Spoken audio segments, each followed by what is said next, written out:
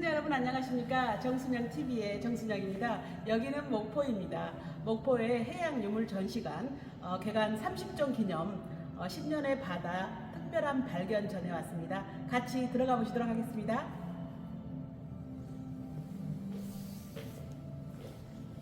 국립해양유산연구소에 왔습니다.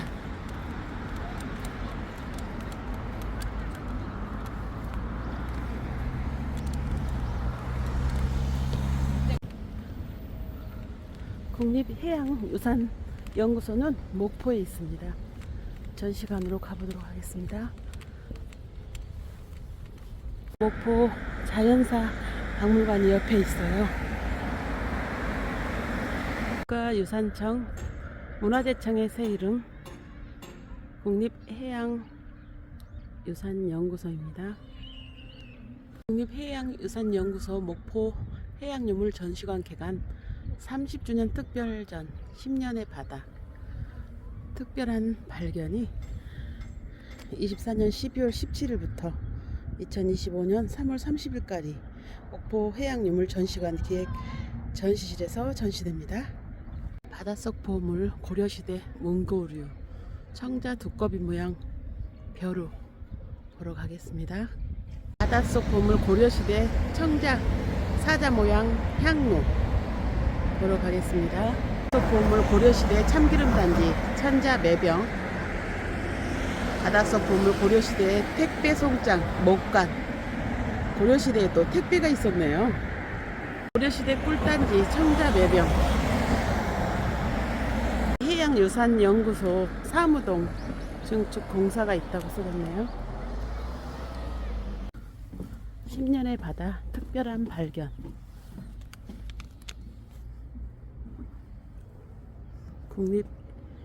국립해양유산연구소입니다. 해양유물 전시관 재개관 10년의 특별한 바다 발견. 옆에 사무관 공사를 해서 길이 많이 좀 복잡하네요.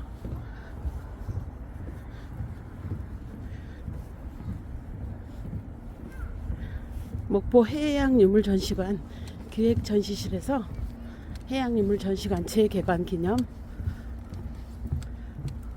30주년 특별전이 있습니다. 국립해양유산연구소 목포 해양유물 전시관 개관 30주년 특별전 10년의 특별한 바다 발견. 해양유산연구소 옆에 바다에 쾌속 여객선 남해 2호가 있습니다. 서남해안에 최초로 도입된 고속 여객선입니다. 서남해안의 해운 역사상 기념이 될 만한 선박입니다. 1981년 8월 첫 취항해서 1991년까지 목포에서 신안군, 비금, 도초, 흑산을 거쳐서 홍도까지 안내했습니다. 당시 일반 여객선은 홍도까지 8시간 정도 걸렸으나 이 배는 2시간 30분밖에 걸리지 않아서 섬 사람들의 생활에 큰 변화를 가져다 주었다고 합니다. 정원 119명, 속도는 35노트, 시속 63km고요. 약 110톤입니다. 국립해양유산연구소입니다.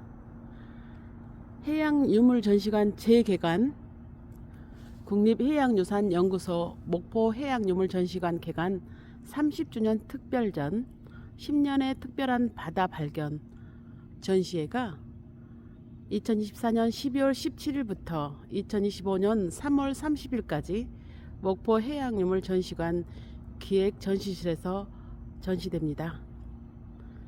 여기는 목포입니다.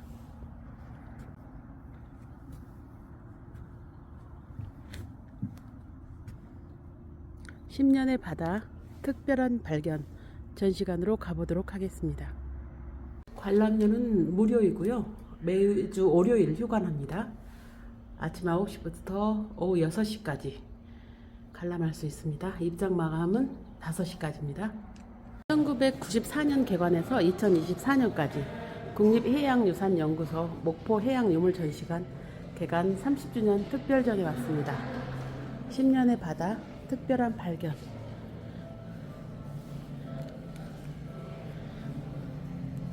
(2024년) 국립해양유산연구소는 문화재청이 국가유산청으로 새롭게 출범하면서 명칭을 변경하였습니다.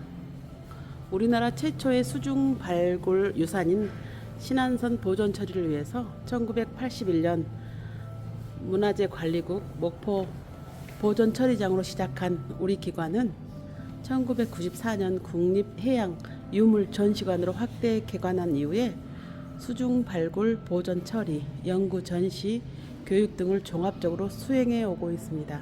올해는 전시관 개관 30주년을 기념하고자 최근 10년간의 중요 수중 발굴 성과를 모아서 10년의 바다 특별한 발견 특별전을 기획하였습니다. 10년의 수중 발굴에도 우리가 몰랐던 유물과 역사 이야기가 있습니다.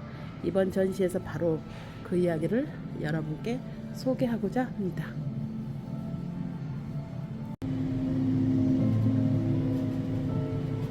바다는 우리의 가장 오래된 역사책이다. 그 속에 잠긴 유물들은 우리에게 잃어버린 시간의 조각을 보여주며 과거의 이야기를 전해준다. 조지 바스. 바닷속 깊은 곳에 잠들어 있던 유산들이 서서히 모습을 드러내기 시작합니다.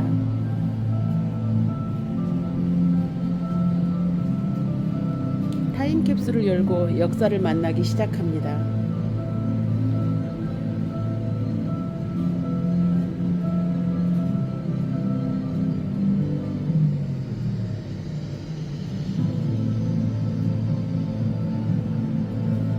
바다는 역사를 품고 갯벌이 그를 지켜 세월의 흐름 속에서 보호해 왔습니다.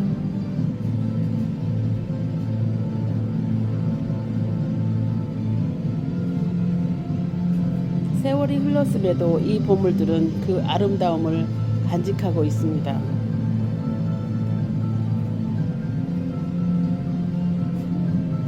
통일신라시대 선박 영흥도선, 고려시대 제주 신창리 해역, 조선시대 태안 마도 4호선과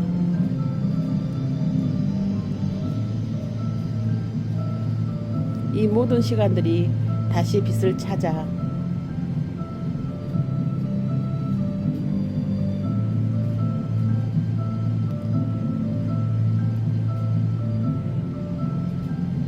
우리 앞에 나타나고 있습니다.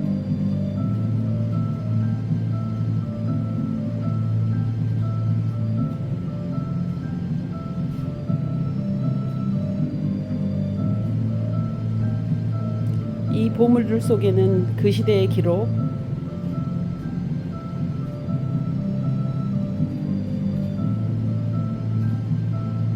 만든 사람의 손길,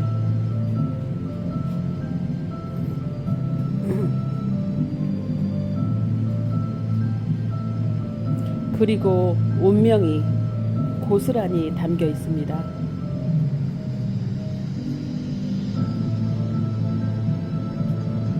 1100년 전 바다에 잠든 배와 함께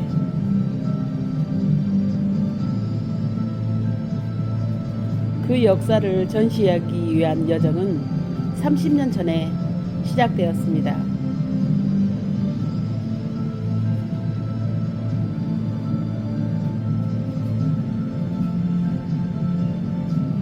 앞으로도 바닷속 유산의 기록을 이어갈 것입니다.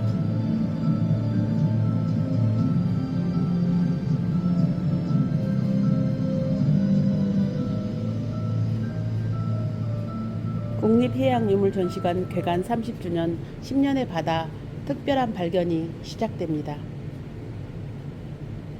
국가유산청 국립해양유산연구소. 통일신라시대 선박 영흥도선. 2013년 발굴된 영흥도선은 처음 발견되었을 때 주변의 해역에서 고려 청자들이 인양되어 고려시대 선박으로 추정되었습니다. 선체편 방사성 탄소연대 측정 결과 8세기 8세기로 판명됨에 따라 통일 신라 시대에 제작된 지금까지 바다에서 발견된 가장 이른 시기에 제작된 난파선이라는 역사성을 가지게 되었습니다. 또한 선체 내부에서 출수된 도기 장군, 도기병, 동제 귀대, 바리와 같은 유물은 경주 월지, 광양 마로산성, 제주 용천 동굴 출토 유물과 유사해서 통일 신라 시대 사람들의 해상 활동을 이해할 수 있는 중요한 유산적 가치가 있습니다. 영흥도선 출수 통일 신라 시대 유물입니다. 영흥도선은 침몰 후 강한 조류로 인해서 대부분의 유물과 선체가 흩어져 사라지고 철제, 솥 등 무거운 선정물에 의해서 눌러져 있던 부재 일부분만 남아 있었습니다. 내부에서는 도기장군, 동제 깃대발이, 철제, 솥 등이 적재되어 있었습니다. 육상의 통일 신라 시대 유적에서도 유사한 유물들이 출토되고 있습니다. 도기장군입니다. 도기병, 동이 항아리입니다. 통일 신라 시대 8세기에서 9세기 사이로 추정됩니다. 경주 월지 출토 유물입니다. 경주 월지에서 출토된 통일 신라 시대 유물입니다. 월지는 의봉 4년 개토됐고요. 기아와 조로 2년명 전돌이 출토되어서 월지 주변 건물지가 679년 문무왕 19년에 지은 동궁과 관련된 유적으로 추정되고 있습니다. 이곳에서 사용된 도기장군, 소형 도기병 등은 영흥도선 유물과 유사합니다. 청동 깃대 바리입니다. 광양 마로산성 출토 유물입니다. 전라남도 광양시에 위치한 마로산성에서 출토된 통일 신라시대 유물입니다. 마로산성은 백제 때 처음 축조되어서 통일 신라시대까지 마로현의 시소로 사용된 곳입니다. 영흥도선 출수, 청동 용기, 철제 솥 등과 유사한 유물이 발견되었습니다. 청동 깃대 바리입니다. 제주 영천 동굴 출토 유물입니다. 2009년, 2010년까지 발굴된 제주 영천 동굴 출토 유물은 8세기 후반에서 9세기 전반에 육지에서 제작된 것으로 바다를 건너온 생활용기입니다. 도기장군 4점은 영흥도선 출수 유물과 비교할 수 있는 매우 중요한 자료입니다. 영흥도선 모형입니다. 통일신라시대 8세기 인천 섬업별 해역에서 이 복제품이라네요. 월지선 모형입니다. 인천 섬업별 해역의 자기들입니다. 섬업벌 해역의 자기들입니다. 영흥도와 자월도 해역은 충청도에서 올라오는 중요한 백길로 출수 유물로 볼 때 고려와 조선시대 많은 배들이 침몰되었음을 알 수 있습니다. 영흥도선 주변 출수 유물은 영흥도 해저 유적은 2010년 섬업별 서쪽 해역에서 민간 잠수사가 청자발 등 4점을 신고하면서 알려지게 되었습니다. 그해 11월 국립해양유산연구소는 긴급 탐사를 실시해서 청자발, 청자접시, 청자뚜껑 등 250여 점의 유물들을 수습하였습니다. 850여 점의 고려시대 도자기들이 해역에 넓게 분포해서 12세기의 선박이 침몰했을 것으로 보이나 선체는 확인되지 않았습니다. 제주해역 송나라 유물입니다. 제주 신창리 해역 유물은 1983년 해녀들이 금제 뒷꽂이를 발견하면서부터 알려졌지만 국립해양유산연구소에서 수중 발굴은 2017년 난파선 발견 제보를 받은 2년 후인 2019년에 시작되었습니다.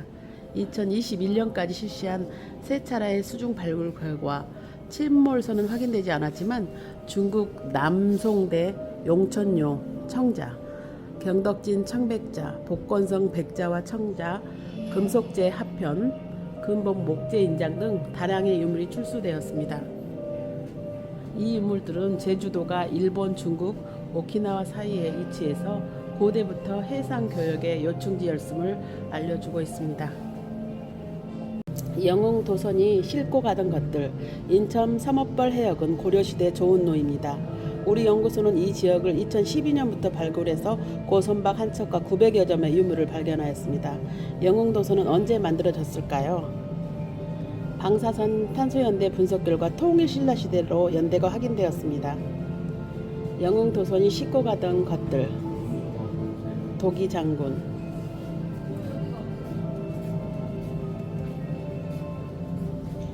이와 같은 도기장군은 제주도 용천동굴 울릉도 천부리 액체류를 저장하고 울분하는 용도로 제작됐습니다.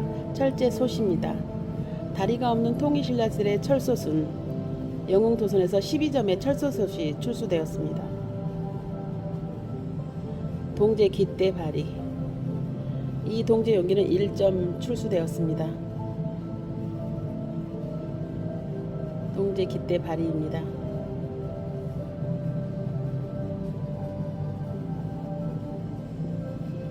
도기병,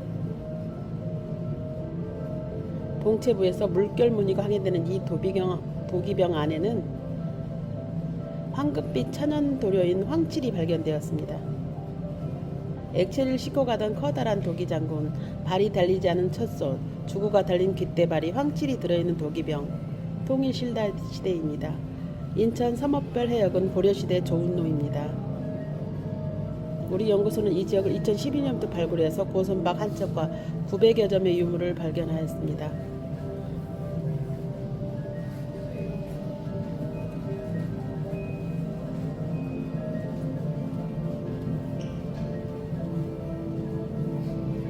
국립해양유산연구소가 신창리 해역을 발굴하기 이전 이곳에서 제주 해녀들이 중국제 유물을 발견했습니다. 1983년에 발견한 젓가락 모양의 금제 뒷꽂이는 총 17점으로 이러한 제품들은 도자기와 함께 중국의 주요 수출국 가운데 하나였습니다.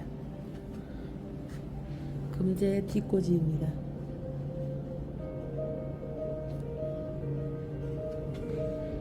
하빈 유범이 찍힌 청자발 편입니다. 청자편입니다. 신창리 해역 출수 도자기입니다. 신창리 해역에서는 난파선이 발견되지 않았지만 영천요 청자, 경덕진 청백자, 복건성, 광동성 등지에서 제작된 도기편이 출수되어서 남송식이 해양 교역상의 도자기 유통 모습을 보여줍니다. 이 유물들은 해로를 따라 태안, 마도, 신안, 흑산도, 해저, 소비지인 제주 지역과 고려수도, 개성 일대 등에서 출토되고 있습니다. 동아시아 교역로에서 위치했던 신창리 해역 출수 유물은 일본 쿄수, 하카다 유적군, 가고시마 현 등에서 출토되는 자기와 비교될 수 있습니다. 금옥 만당이 찍힌 청자발 편입니다. 청자 꽃잎무늬 발 편입니다.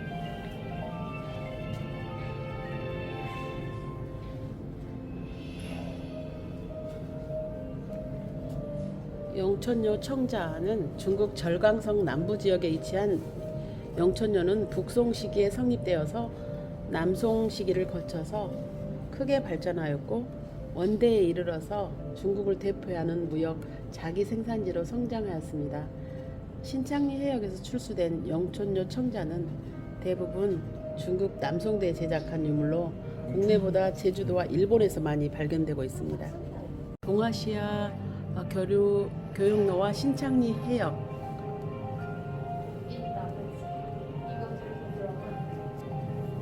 제주도는 한반도와 중국, 일본을 연결하는 주요 교역로에 위치하고 있습니다.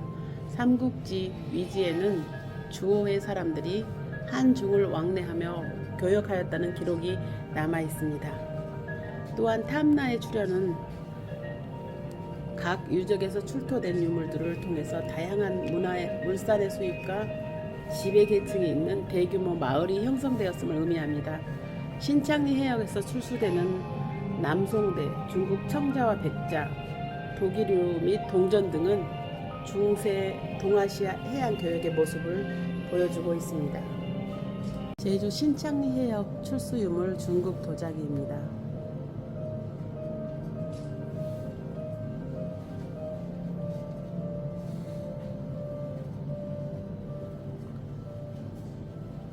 중국 닷돌입니다.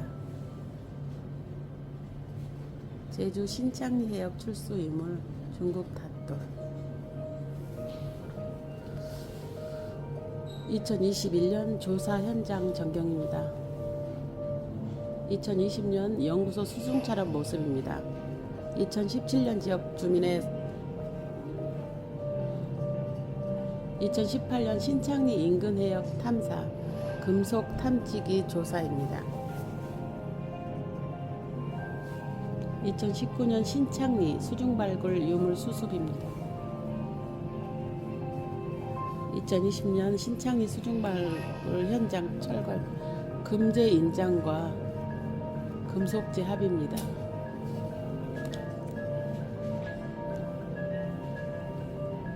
중국 동전입니다. 제주 신창리 해역 출수 유물 중국 동전입니다. 중국 도자기입니다.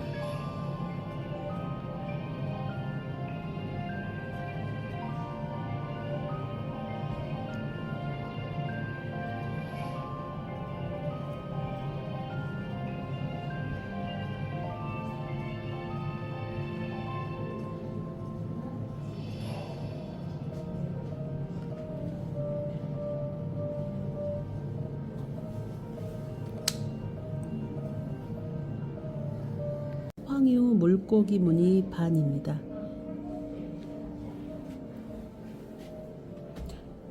독이 4기 달린 항아리입니다.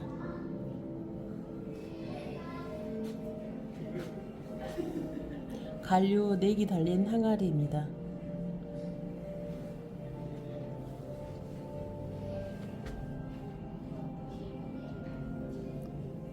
청자 모란무늬 협층 완입니다. 청자 다간병, 청자 연꽃무늬 발, 청자 용 모양 손잡이가 달린 병, 영천료 청자입니다. 한반도 유입 남송 도자기입니다. 한반도에 유입된 남송 도자기에는 해로와 육로의 유입 경향이 다르게 나타납니다. 신창리 해역 출수 도자기의 대부분이 용천리 청자인 것과는 달리 한반도 내지에서는 백자가 더 많이 출토되었습니다. 이는 신창리 해역 출수품의 목적지가 일본이며 소비지의 선호도에 따른 차이로 볼 수 있습니다. 신창리 해역에서는 독이 4기 항아리, 구연부 편, 주구 편 등이 출수되었습니다. 이 도기들은 독건성 자조요, 광동성 기성료 등에서 제작된 것으로 보입니다. 중국 도기는 일본으로 수출된 수많은 무역품 가운데 하나였습니다. 상품 그 자체보다는 액체류 등의 저장 용기로 선박에 실었는데 송원 때 무역의 중심지였던 하카타 등지에서는 무덤 부장 용기로 재사용하는 예도 있습니다. 청백자는 백자의 바탕에 푸른색이 도는 것이 특징입니다. 강서성 불황현에 위치한 경덕진에서는 송때의 청백자와 백자의 생산이 활발하게 이루어졌습니다. 수출 자기 역할도 하였습니다. 신창리 해역 출수 청백자는 앞출 양각으로 연꽃과 물고기 무늬를 찍어냈으며 연꽃 잎 무늬로 장식한 합 뚜껑득이 확인되었습니다. 청백자 연지 물고기 무늬 접시입니다. 청백자 넝쿨 무늬 합, 청백자 12세기와 13세기 고려는 절정기의 청자를 제작했습니다. 중국 청백자는 고려 청자와 함께 고려인의 생활을 풍부하게 해주었습니다. 신창리 해역에서 출수된 청백자 연지 물고기 무늬 접시편은 개성 부근과 파주, 해음 원지, 여주 원양사지 등에서 고려시대 사찰터에서도 출토되었습니다.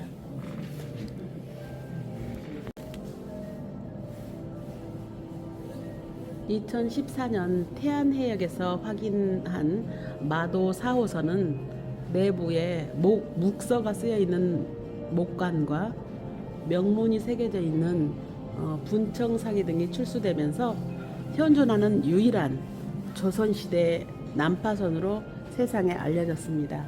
목관에 있는 묵서와 분청사기의 명문을 통해서 마도 4호선은 쌀, 보리와 같은 쇠곡과 분청사기, 조선 청자 등을 적재하고 나주목을 출항해서 광흥창에 도착하려던 조선시대 조은선이었음을 확인할 수 있습니다. 국립해양유산연구소는 2014년 마도해역 시굴 조사 중 111점의 백자를 인양했습니다. 기종별로 10점씩 포개져 있던 백자 제기 꾸러미를 인양하는 과정에서 마도 4호선의 선체가 확인되었습니다.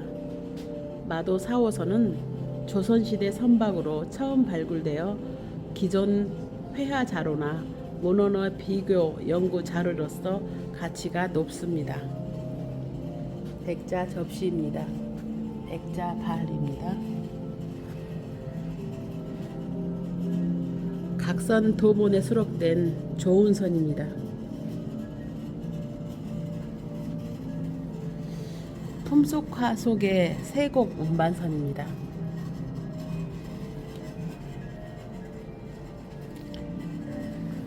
마도 4호선 출수 목관에는 관리의 녹봉을 관리하던 조선시대 국가기관인 광흥창의 명문이 쓰여져 있습니다. 조선시대에는 세금으로 거둔 지방의 공물을 연해나 하천의 포구에 위치한 국영창고인 조창에 모아서 경창으로 옮겼습니다. 광흥창은 한양에 위치한 경창 가운데 한 곳으로 배에 싣고 간 곡물들은 이곳에서 관료들의 녹봉으로 사용했습니다. 동국 여도에 보이는 광흥창입니다. 동여도에 보이는 광흥창입니다. 마도 4호선 목관과 죽찰이 알려주는 정보입니다.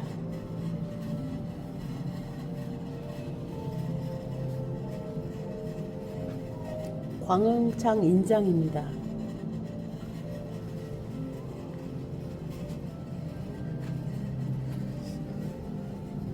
마도 4호선 출수 목관에서 나주목이라는 명문이 확인되어 이곳에서 곡물을 싣고 광흥창으로의 운반에 갔던 것을 알 수 있습니다.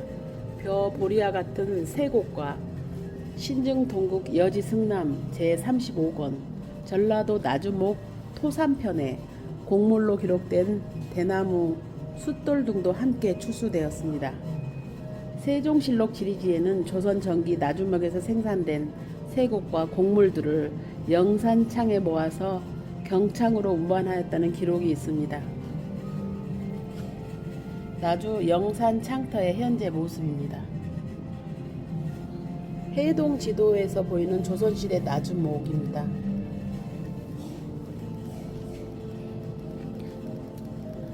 마도 4호선에 실렸던 155점의 분청사기 중에서 내섬이라는 관사의 명칭이 3점에서 확인되었습니다. 이는 조선시대 궁궐의 물품을 관리하던 내섬시를 의미합니다. 내섬이라는 관청의 명칭을 표기하도록 한 시기가 1417년입니다. 따라서 이 선박이 1417년 이후에 곡물을 싣고 가다가 침몰되었음을 추정할 수 있습니다. 마도 4호선의 출수 내섬명 분청사기 명문입니다. 조은선에 실린 분청사기입니다. 마도 4호선 출수 분청사기는 대부분 집단 연건문에 새겨진 조선시대 초기 공납 자기입니다. 발은 102점, 접시는 53점으로 국화문, 우점문, 집단 연건문 등이 공톤잭으로 시문되었습니다. 마도 4호선 출수 분청사기는 나주목에 속한 공남역 분청사기 가마에서 제작된 것으로 영광 기룡리, 영암 상원리 분청사기 가마터에서 내선명 자기가 출토되고 있습니다. 내선명 분청사기는 주로 전라도 지역에서 제작되었지만 장흥고, 인수부와 같이 관아에 납품되었던 공남용 자기는 전국 각지에서 다양하게 제작되었습니다. 마도 4호선 목간이 알려지는 것들입니다. 마도에서 나타난 네 번째 배, 마도 4호선. 지금까지 발굴된 유일한 조선시대 목간 63전이 발견되어 있습니다. 나주 광흥창. 이 배는 조선시대 전라도 지역 나주목에서 출발해서 한양의 광흥창으로 향하던 중 마도 해역에서 난파되었습니다. 곡식류와 공남용 분친 사기입니다. 155점의 분청사기와 곡식류들이 발견되었습니다. 분청사기에는 내섬이라는 명문이 발견되었습니다. 조선시대는 지방의 곡물을 세금으로 걷어들여 중앙청에 납품했습니다. 목간에 적혀있는 조선시대 나주목에서 생산된 것을 알 수 있습니다. 경창이 광흥창에 도착했습니다. 내 지도에 나타난 광흥창의 모습입니다.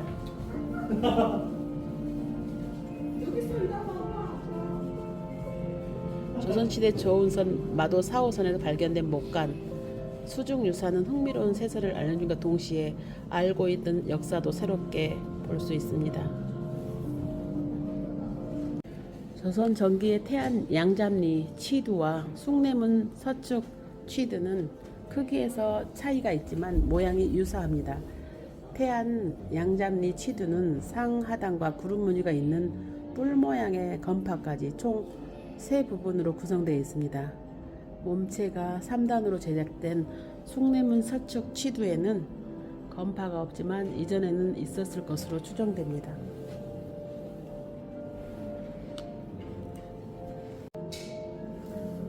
태안해역에서 발견된 조선 왕실 장식기와는 2019년 한 어민이 취두 하단과 잡삭을 발견 신고하면서 세상에 알려졌습니다. 본격적인 발굴에 취두 상하단 2세트, 건파 1점, 장수산 파편 4점으로 총 9점의 마루 장식 기와를 출토하였습니다. 이들 조선 왕실의 장식 기와는 한양의 와서에서 제작되었습니다. 해로를 통해 전주 경기전, 태양읍성 동홍과 같은 지방 왕실의 진전, 관아, 행궁 등으로 운송되었습니다. 조선 왕실의 장식 기와는 취두, 용두, 잡상 등이 있습니다. 양주 화암사지에는 조선시대 전기의 취두와 잡상 편들이 출토된 가운데 중심 불전이었던 보광전지 출토 장수산 파편은 태안 양잡리 장수산 파편과 비교할 수 있습니다. 조선의 법궁이었던 경복궁에서 출토된 녹색, 청색 등의 유약을 발라 구운 청기와에서도 취두편이 있어서 고급스러운 기와 장식이 다양하게 제작되었음을 알 수 있습니다.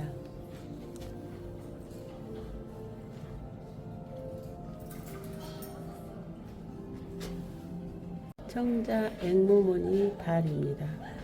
고려시대 12세기 인천 서머벌 해역에서 높이 7.7cm, 입지름 17.5cm,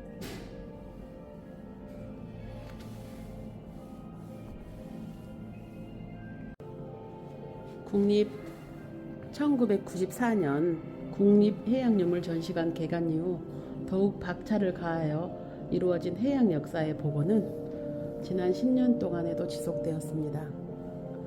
오늘 이 자리에 만난 통일신라시대부터 조선시대까지 선박, 도자기, 기와, 목관 등은 우리가 문헌으로 알 수 있었던 역사를 구체화시켜 주었습니다. 그리고 중세 아시아 해상 교류의 새로운 모습을 보여주었습니다. 바닷속에 있던 유물들을 전시관에서 만나기까지 수많은 노력이 있었습니다. 바다 현장에서, 연구 현장에서, 유물 복원 현장에서, 전시 현장에서 우리 국립해양유산연구소는 다음 10년의 특별한 발견을 위해 계속 노력해 나갈 것입니다. 감사합니다. 10년의 바다 특별한 발견.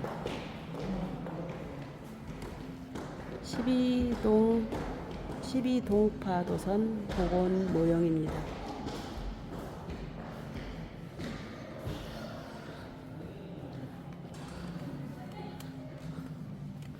어린이 체험관입니다. 바다야 놀자.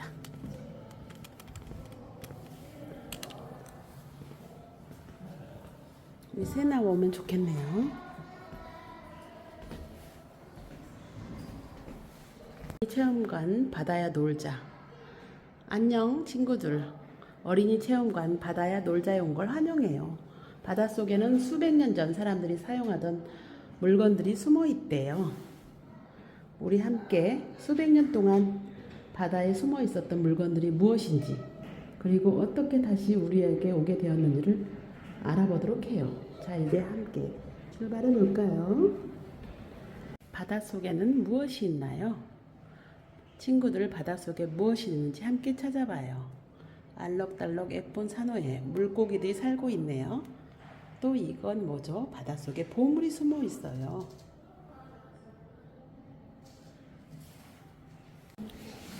어린이 체험관.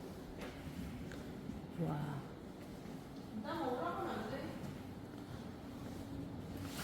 타고 싶어.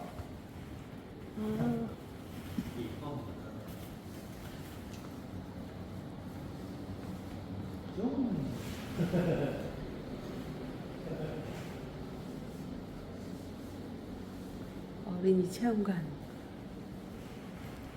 새 나오면 좋겠네.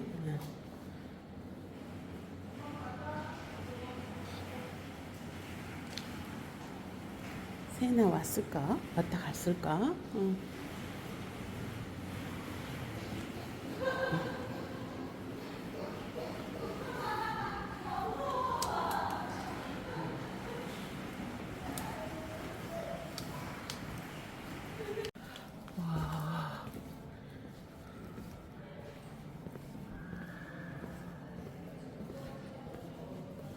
목포 해양유물 전시관에 관람을 마치고, 이것도 되게 멋있네. 와, 오.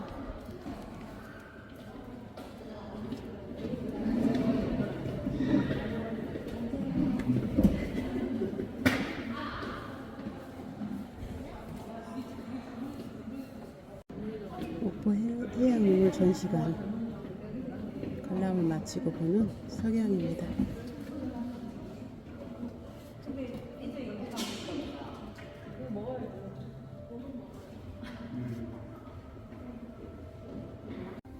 인간에게 바다는 늘 두려움의 대상이지만 도전해 볼 만한 미지의 세계이자 극복의 대상이었습니다.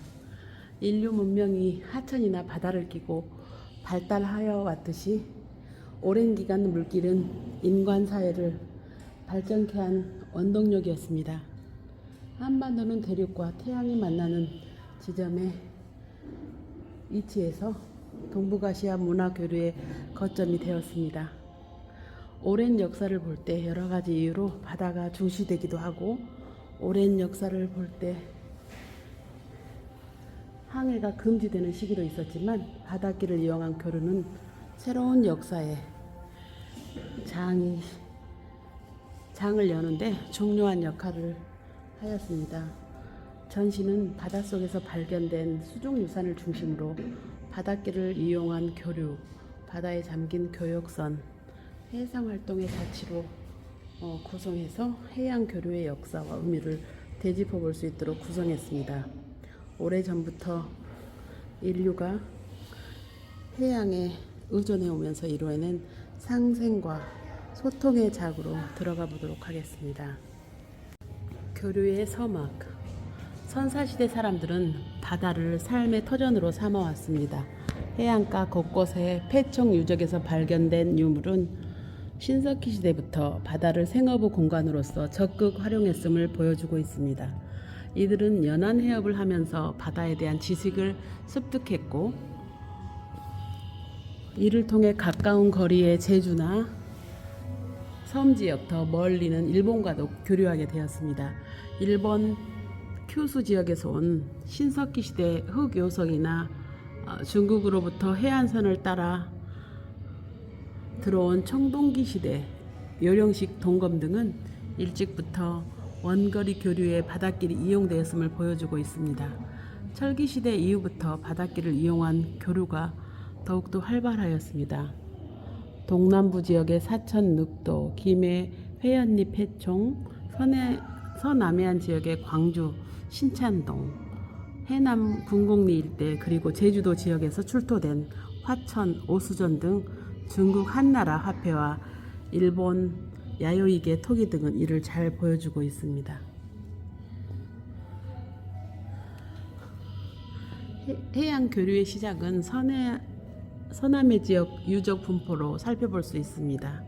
인류가 어패류를 섭취하고 버린 것이 쌓여 만든 신석기 시대의 폐총은 해양 교류의 흔적이며, 원삼국 시대에 이르러서는 국의 유물이 해안 지역에서 집중되어 출토됨으로써 활발한 해상 교류가 이루어지고 있었음을 알 수 있습니다.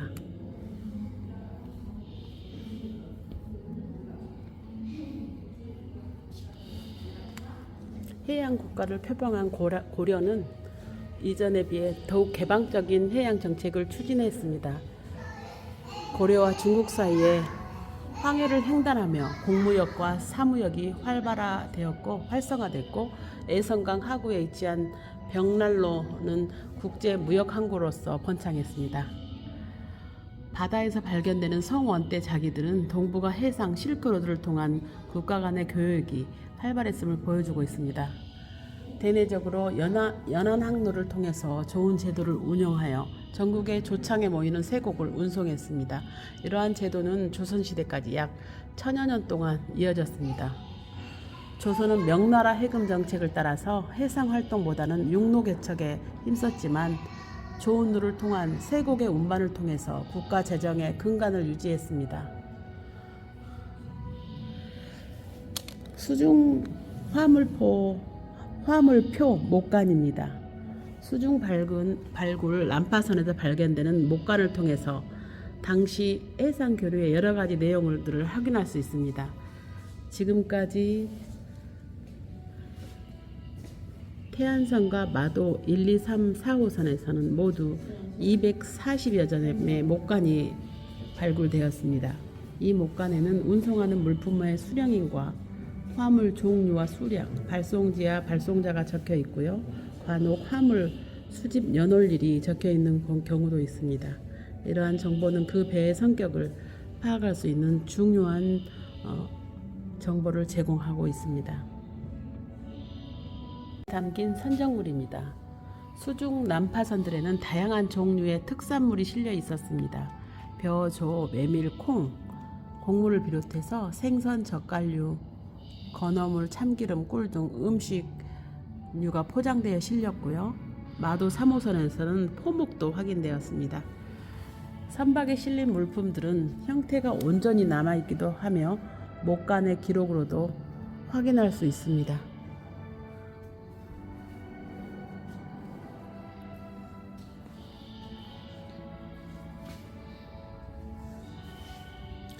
운반 용기 도기입니다. 고려시대 도기는 대부분 음식물을 담아 저장하거나 운반하는 용도로 사용되었기 때문에 둥근 형태가 많았고요. 내용물을 넣고 꺼내기 쉽도록 입구가 넓은 편입니다. 난파선에서 발견된 도기 항아리들은 형태와 용량에 따라 몇 가지 군으로 분류됩니다. 함께 발견된 목간에 물품별로 섬, 말, 항 등 여러 가지 도량형 단위가 표시되어 있고요. 항아리가 비공식적인 측량의 기준이 되었음을 알 수 있습니다.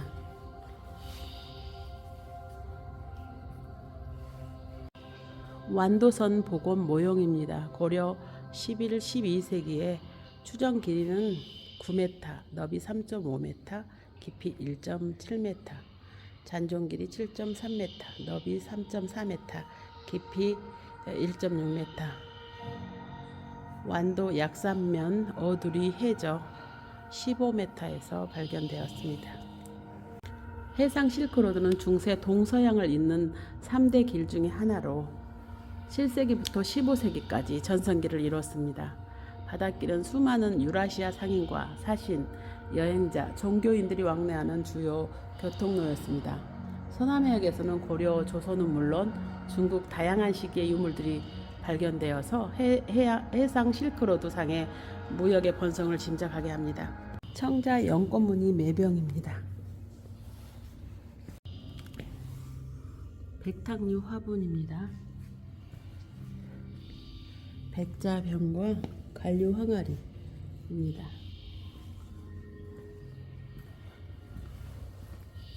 강진 청자입니다. 고려시대 최상의 공예품 강진 청자입니다. 오랜 시간 바닷속에 잠겨있던 도자기들은 염기가 많은 바다 환경 속에서 있었기 때문에 겉보기에는 완전한 모습이지만 발굴 즉시 보존 처리를 진행하지 않으면 그 모습을 잃게 될 수도 있습니다. 보존 처리 첫 단계는 각각의 유물을 확인하고 처리 방법을 결정합니다. 이후에 이물질이 묻은 유기들은 세척하고 폐각류와 같은 해양 동물의 서식 흔적 등을 제거 후에 탈염 처리를 진행합니다. 이때 탈염이 제대로 완료되지 않으면 유물의 손상을 일으킬 수 있습니다. 탈염이 완료되면 약한 유물의 경우에는 강화 처리를 진행하고요. 이 파손된 유물들은 조각편들을 접합하고 추가 파손을 막기 위한 복원을 진행합니다. 보존 처리가 완료된 후에도 주기적인 관찰을 통해서 유물의 상태를 확인하고 있습니다. 바닷속 보물을 발굴하는 고고학자의 숨소리를 들어보세요. 바다에 잠긴 교역선입니다. 바다는 대량의 화물과 많은 사람들을 한 번에 이동하게 해주는 빠른 길이지만 거친 풍랑과 암초, 강한 조류와 짙은 안개 같은 장애물들이 선박을 침몰시키고 생명을 위협하는 위험한 길이기도 합니다. 우리나라는 삼면이 바다로 둘러싸여 예로부터 바닷길을 따라 물류를 운반하는 것이 자연스러웠으나 그 과정에서 많은 선박들이 난파되었습니다. 지금까지 우리나라 서남해에서 지금까지 17척의 고선박이 발굴되었습니다. 중국 원나라 배가 2척, 통일시대 영흥도선, 조선시대 태안마도 4호선을 제외하면 나머지 13척이 모두 고려시대의 선박입니다. 그만큼 이 시대의 바닷길을 이용한 화물 운송이 활발했음을 알 수 있습니다. 고대 근세의 해상 운송의 실체는 800여 년간 바닷속에 잠들어 있다가 발굴된 12동파도선, 완도선, 달리도선 등 17척의 난파선과 10만여 점의 유물을 통해 드러나고 있습니다.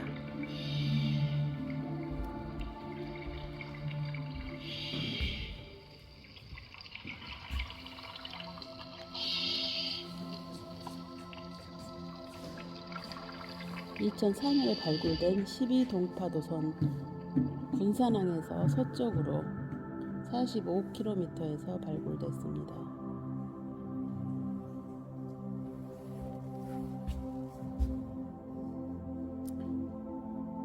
(11세기와 12세기) 무렵에서 고 군산군도 해역을 항해하던 청자 운반선으로 수중 발굴된 8,743점의 유물은 해남산 청자로 밝혀졌습니다. 12동파도선은 접한 3열과 접한 외판을 연결하는 부재인 망곡 정통제가 오른쪽 2단, 위치가 불명확한 외판제 1점, 가령 3편, 선수판제, 호롱 1편이 남아 있습니다.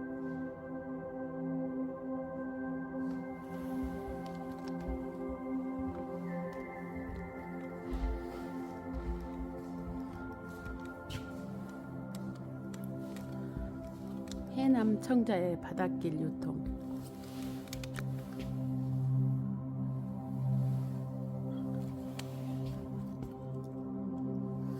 해남은 서해와 남해로 바닷길이 열린 서남해안 끝자락에 위치하고 천혜 환경은 해남을 고려 청자 시대의 청자의 중심지로 만들었습니다. 수많은 가마의 생산품들은 바닷길을 통해 고려 각지로 유통되었습니다.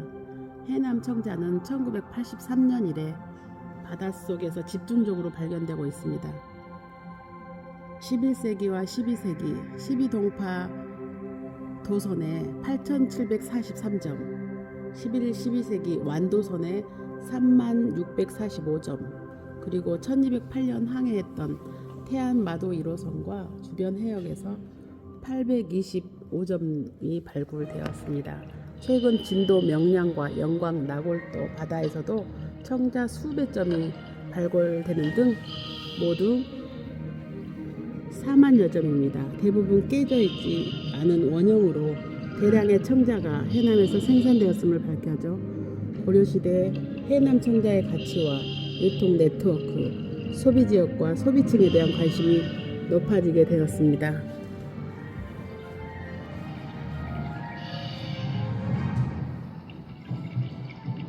고려 난파선인 12동파 도선은 해남에서 만든 청자를 싣고 항해했던 청자 운반선입니다.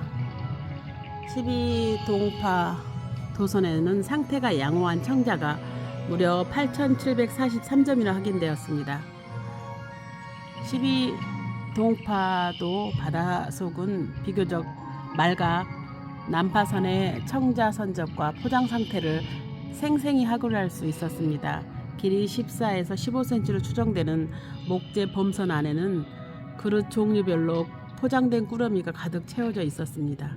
대부분 음식용 그릇과 액체류 저장 용기로 대접과 접시, 완, 유병, 작은 단지 등입니다. 청자 대접과 접시 안쪽에는 가마에서 포개 구울 때 사용하는 두꺼운 백색 흙이 그대로 남아 있었습니다.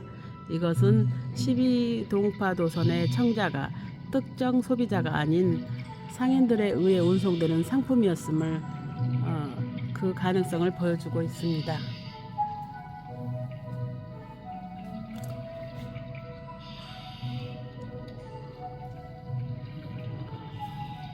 고려 난파선의 청자는 대부분 3, 4단으로 적재되어 있었습니다. 포장 재료는 소나무와 새끼줄, 볏짚, 갈대 등입니다. 11, 12세기 고려 난파선 완도선의 해남 청자입니다.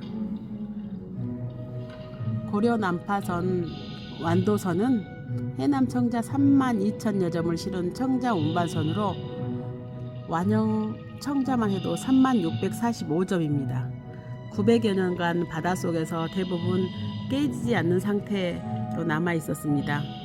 청자 빛깔은 녹갈색과 녹청색, 황갈색이며 유약이 얇고요. 반구병 103점과 매병 11점, 장고 3점, 유병, 항아리 등을 제외하고는 대부분 일상생활에서 사용하던 반상기입니다. 가장 눈에 띄는 유병은 매병과 장고로 철화기법으로 모란, 국화, 연꽃, 풀, 넝쿨 무늬가 자유롭고 화려하게 장식되었습니다. 고려의 철화상 청자는 12세기 무렵 만들어지기 시작했고요. 완도선의 철화 청자는 12세기의 모습을 잘 보여주고 있습니다. 이것은 군산 12동파 도선 청자와 구분되는 완도선 청자의 가장 큰 특징이자 생산 시기를 가늠하게 하는 기준입니다.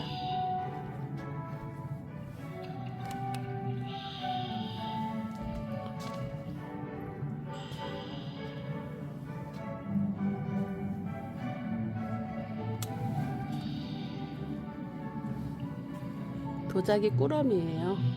포장.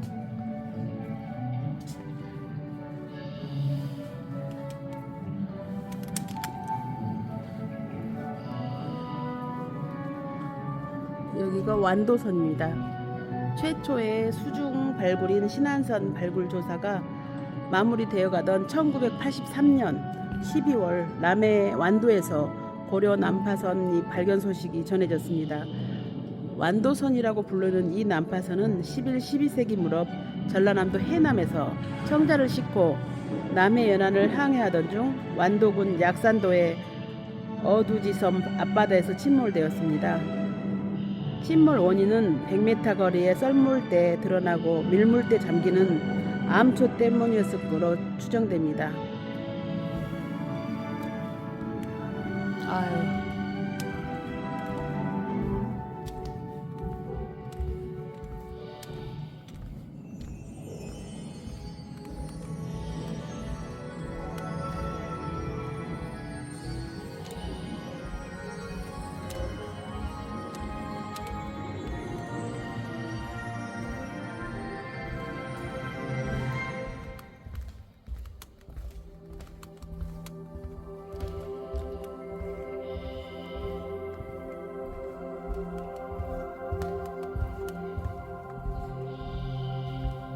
나무 함지입니다.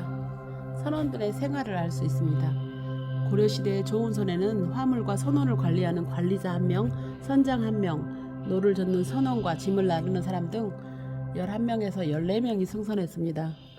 난파선에서 확인된 유물의 분포에서 배어 공간을 어떻게 활용했고 선원들이 어떻게 선상생활을 하는지 알 수 있습니다.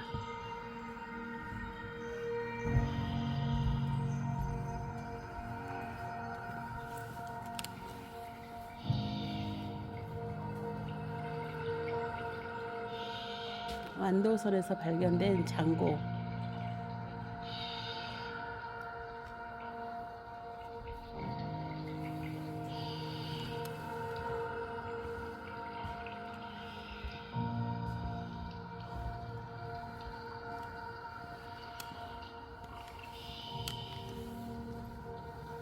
천하 제1 고려 청자입니다. 중국 송나라 태평 노인이 쓴 수중급에는 고려 청자의 비색을 천하 제1의 명품 중 하나로 칭송했습니다.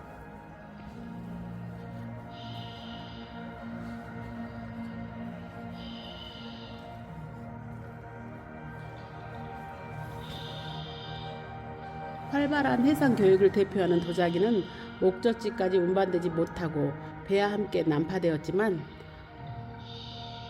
당시 사람들이 선호하는 세계관과 미의식, 양식 등을 살펴볼 수 있다는 점에서 중요합니다. 담백하고 청아한 조선 도자기입니다. 도자기에는 당시의 정치, 사회, 예술, 문화 등 시대 정신이 스며 있습니다. 전남 진도군 명랑 제청로 해역에서는 소서, 승자, 총통, 석환, 노기 등이 발견되었습니다.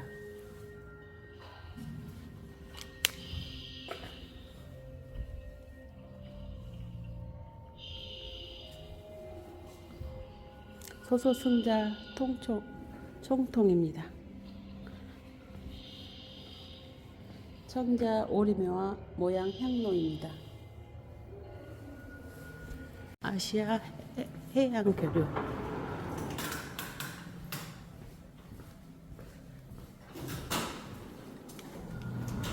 우와, 오, 멋지네. 신안선 발굴 9년의 역사.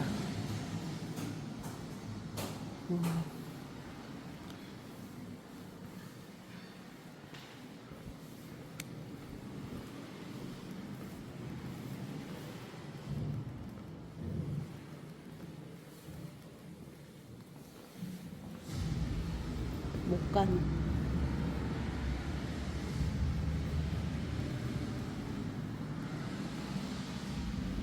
중국 동전,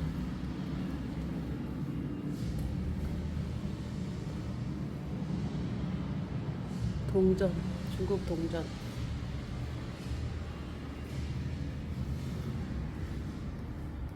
아시아 불교 문화의 교류.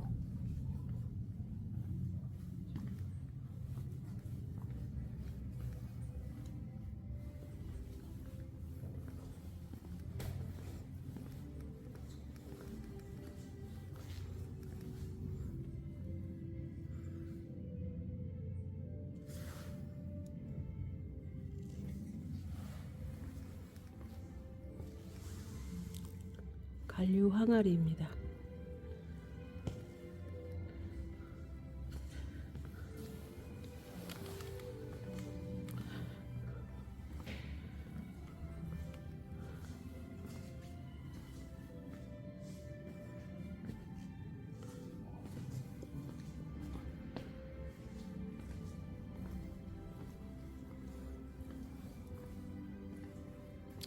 생활 속의 차 문화를 보여주고 있습니다.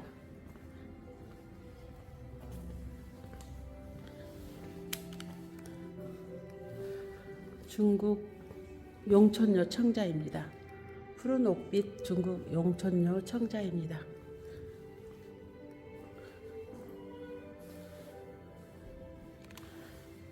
자규 용무늬 항아리입니다. 고려 청자는 약 1100년 전인 10세기경부터 제작되었습니다. 고려는 세계적으로 중국에 이어서 두 번째 청자 생산국이었습니다.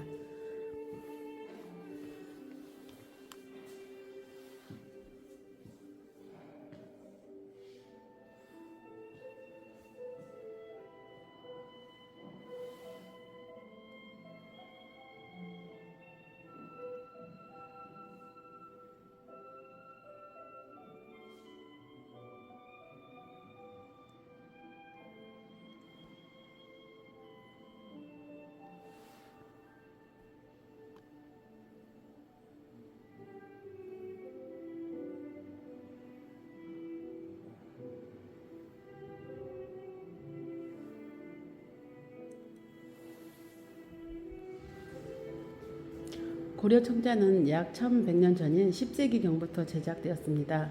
고려는 세계적으로 중국에 이어서 두 번째 청자 생산국이었습니다.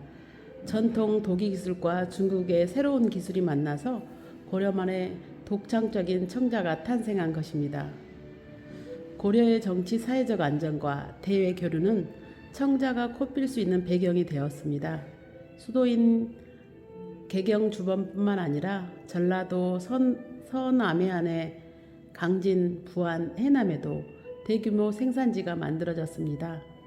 12세기와 13세기에는 비색 청자를 중심으로 상감, 철화, 철채, 진사채, 투각 등 다양하고 섬세한 기법이 나타나며 도자기 문화가 번영하였습니다. 중국 송나라 사신 서긍은 고려 청자의 아름다움에 감탄했고 학자 태평노인은 고려 비색이 천하제일이다라고 극찬하였습니다. 오늘날 고려 청자는 중국, 일본, 베트남, 필리핀, 류크, 대만, 러시아, 몽골, 티베트 등에서 발견되고 있습니다. 고려 청자가 가장 많이 발견되는 나라는 중국으로 특히 13, 14세기 중국 기록에는 고려 청자들을 수입품이라고 적었습니다. 신안선의 출항지인 저장성, 경원, 남송의 수도 항저우, 원나라의 수도 베이징, 요나라의 랴오닝 지역 주요 도시에서 대량으로 출토되었습니다. 이 유물들을 통해서 고려 청자의 위상과 해상 유통을 알 수 있습니다.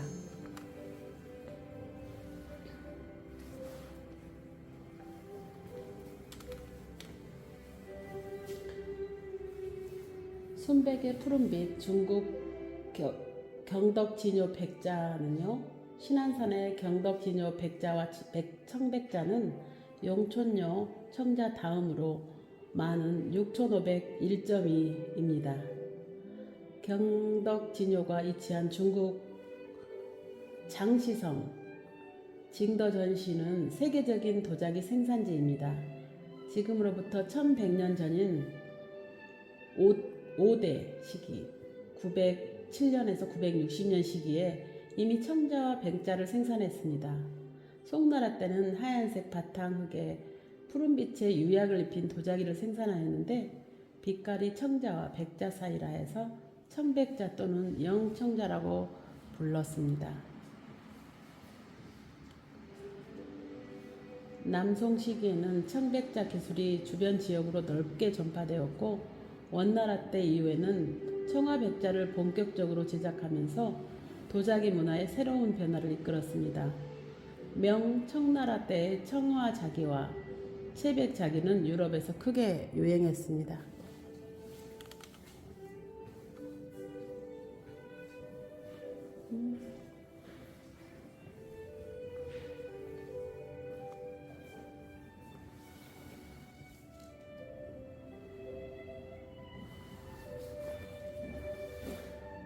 신안선의 용천료 청자는 12,000여 점으로 선적 도자기의 49%나 됩니다. 용천료는 저장성에 위치한 중국의 대표적인 청자 생산지로서 이곳에서 생산된 청자는 아시아 해상 무역에서 큰 인기를 누렸습니다. 중국뿐만 아니라 고려, 일본, 동남아시아, 남아시아, 서아시아 지중해 동부, 아프리카 동부까지 수출됐습니다.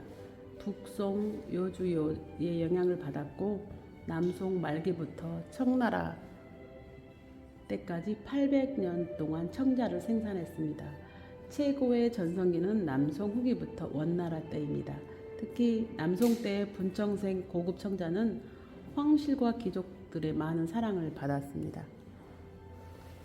원나라 때 용천료 청자는 청록색을 띄었고 특색 있는 장식 기법을 사용했습니다.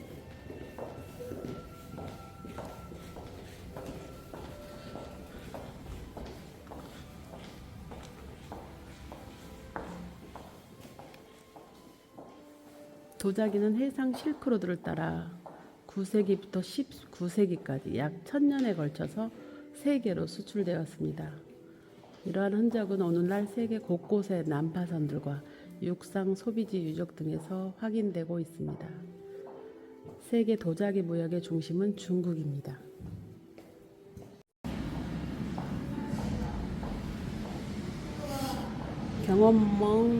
경원명 청동추 신안선에서는 여러 개의 저울추와 저울대가 실려 있었습니다.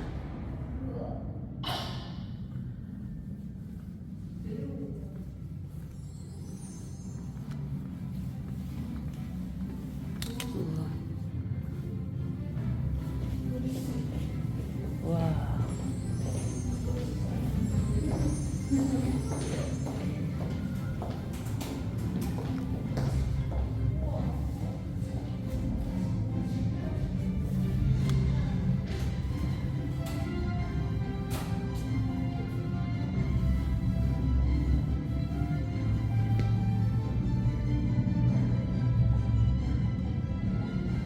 국립해양유산연구소 목포해양유물 전시관 개관 30주년 특별전 10년의 바다 특별한 발견.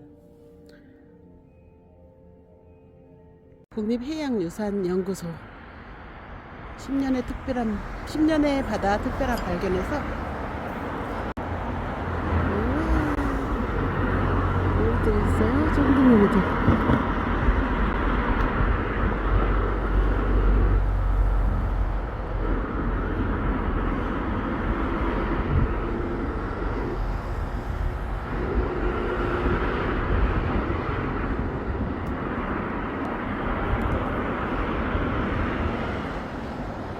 국립해양유산연구소